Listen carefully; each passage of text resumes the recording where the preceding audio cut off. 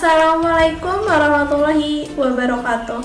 Perkenalkan, nama saya Tiana Dalivia, biasa panggil Tia.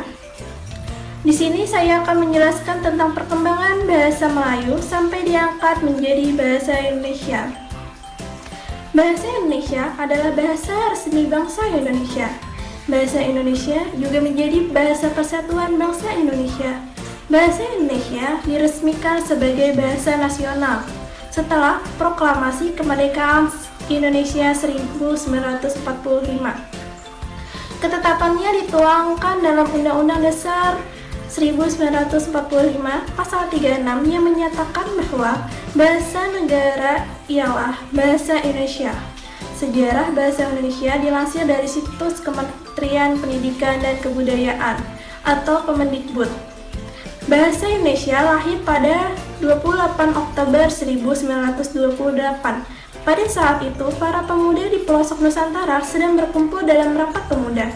Dalam rapat tersebut menghasilkan 3 ikrar yang diberi nama Sumpah Pemuda. 3 ikrar tersebut yaitu bertumpah darah yang satu, tanah Indonesia, berbangsa yang satu, bangsa Indonesia, menjunjung bahasa persatuan bahasa Indonesia. Ikrar yang ketiga merupakan tekad bahwa bangsa Indonesia merupakan bahasa persatuan bangsa Indonesia. Pada waktu itulah bahasa Indonesia dikukuhkan kedudukannya sebagai bahasa nasional. Bahasa Indonesia berasal dari bahasa Melayu. Bahasa ini tumbuh dan berkembang dari bahasa Melayu yang zaman dulu sudah dipakai sebagai bahasa perhubungan dan perdagangan. Tidak hanya kepulauan Nusantara, tapi hampir di seluruh Asia Tenggara. Di Asia Tenggara, bahasa Melayu sudah dipakai sejak abad ke-7. Kerajaan-kerajaan di Indonesia juga memakai bahasa Melayu. Tidak hanya Kerajaan Majapahit, tapi juga Kerajaan Sriwijaya. Perkembangan bahasa Melayu mengalami perkembangan dan pertumbuhan yang sangat pesat. Bahasa Melayu menyebar ke pelosok Nusantara bersama dengan menyebarnya agama Islam. Ini mudah diterima masyarakat dan dijadikan sebagai bahasa penghubungan antar pulau, antar suku, atau antar pedagang. Lama-kelamaan, bahasa Melayu dipakai di wilayah Nusantara. Dalam perkembangannya, bahasa Melayu dipengaruhi budaya di Nusantara. Bahasa Melayu mulai merayap kosakata dari berbagai bahasa seperti bahasa Sanskerta, bahasa Persia, bahasa Arab, dan bahasa-bahasa Eropa. Kemudian, muncul berbagai variasi dan dialek dari bahasa Melayu. Ini mendorong tumbuhnya rasa persaudaraan dan persatuan bangsa Indonesia. Rasa persaudaraan ini yang menjadi inspirasi para pemuda Indonesia yang menggelar rapat pemuda pada 1928.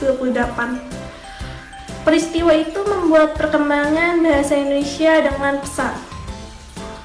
Sekarang, bahasa Indonesia dipakai oleh berbagai lapisan masyarakat. Dilansir dari kompas.com, Presiden Joko Widodo atau Jokowi telah menandatangani Peraturan Presiden Nomor 63 Tahun 2019 tentang penggunaan bahasa Indonesia. Salah satu poin dalam Perpres itu, Presiden, Wakil Presiden, dan pejabat negara menggunakan bahasa Indonesia saat berpidato, baik di dalam negeri atau luar negeri. Pada pasal berikutnya, diatur penggunaan yang lebih rinci. Di dalam negeri, Presiden, Wakil Presiden, dan pejabat lain wajib berbahasa Indonesia, baik di forum nasional maupun internasional. Sementara itu, aturan mengenai pidato resmi di luar negeri juga mengatur hal yang sama, yakni wajib menggunakan bahasa Indonesia. Peristiwa-peristiwa penting yang berkaitan dengan perkembangan bahasa Melayu.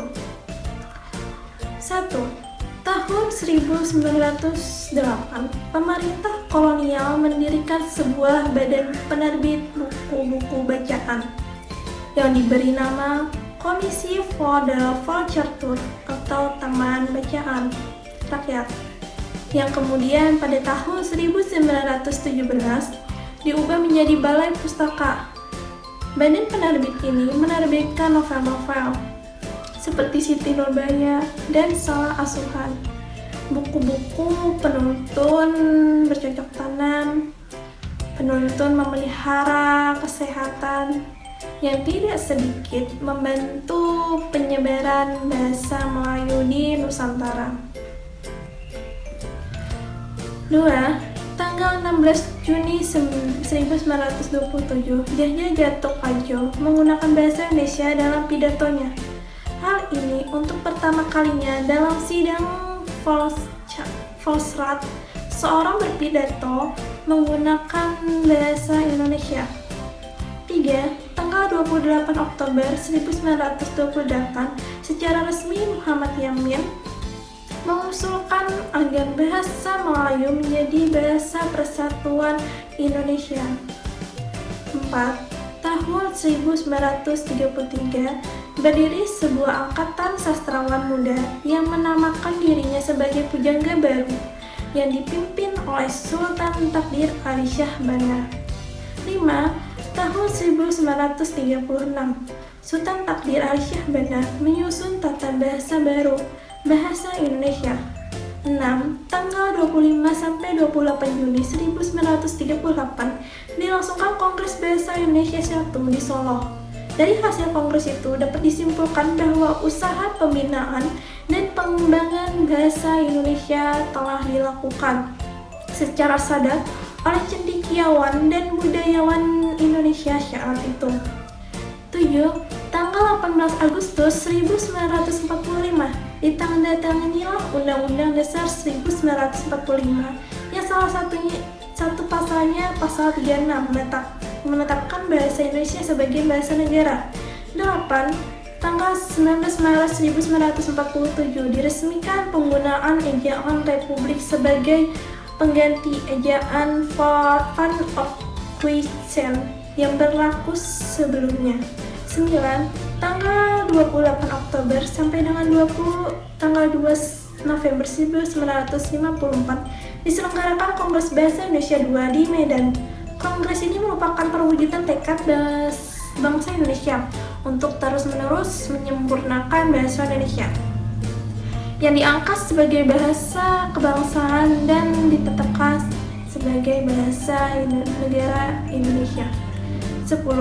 Tanggal 16 Agustus 1975, Haji Muhammad Soeharto, Presiden Republik Indonesia, meresmikan penggunaan ejaan bahasa Indonesia yang disempurnakan atau EYD melalui pidato kenegaraan di kehadapan sidang DPR yang dikuatkan pula dengan keputusan Presiden nomor 57 tahun 1972. 11. Tanggal 31 Agustus 1972, Menteri Pendidikan dan Kebudayaan menetapkan pedoman umum ejaan bahasa Indonesia yang disempurnakan dan pedoman umum. Pembentukan istilah resmi berlaku di seluruh wilayah Indonesia atau wawasan Nusantara. 12. Tanggal 28 Oktober sampai dengan 2 November 1978 diselenggarakan Kongres Bahasa Indonesia III di Jakarta. Kongres yang diadakan dalam rangka memperingati Sumpah Pemuda yang ke-50 selain memperlihatkan kemajuan, pertumbuhan, dan perkembangannya, bahasa Indonesia sejak tahun 1928 juga berusaha memantapkan kedudukan dan fungsi bahasa Indonesia. 13. Tanggal 21 sampai 26 November 1983 diselenggarakan Kongres Bahasa Indonesia IV di Jakarta. Kongres ini diselenggarakan dalam rangka memperingati Hari Sumpah Pemuda yang ke-55. Dalam putusannya disebutkan bahwa pembinaan dan pengembangan bahasa Indonesia harus terlebih ditingkatkan sebagai amanat yang tercantum di dalam garis-garis besar haluan negara yang mewajibkan kepada semua warga negara Indonesia untuk menggunakan bahasa Indonesia dengan baik dan benar, dapat tercapai semaksimal mungkin. 14. Tanggal 28 Oktober sampai dengan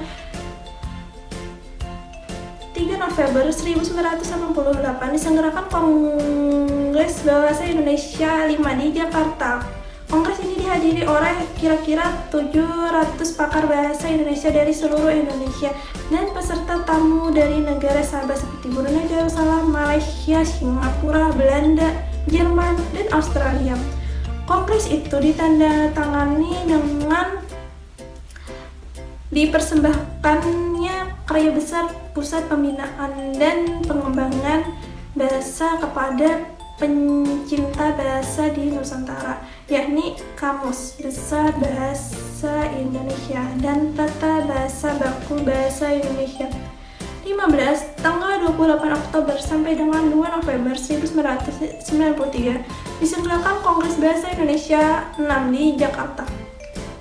Pesertanya sebanyak 770 pakar bahasa dari Indonesia dan 53 peserta tamu dari mancanegara meliputi Australia, Brunei Darussalam, Jerman, Hong Kong, India, Italia, Jepang, Rusia, Singapura, Korea Selatan, dan Amerika Serikat.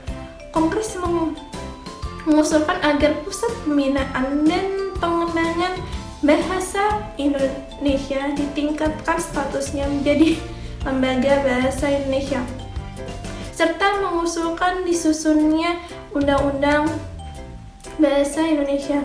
16. Tanggal 26 sampai 30 Oktober 1998 diselenggarakan Kongres Bahasa Indonesia 7 di Hotel Indonesia, Jakarta.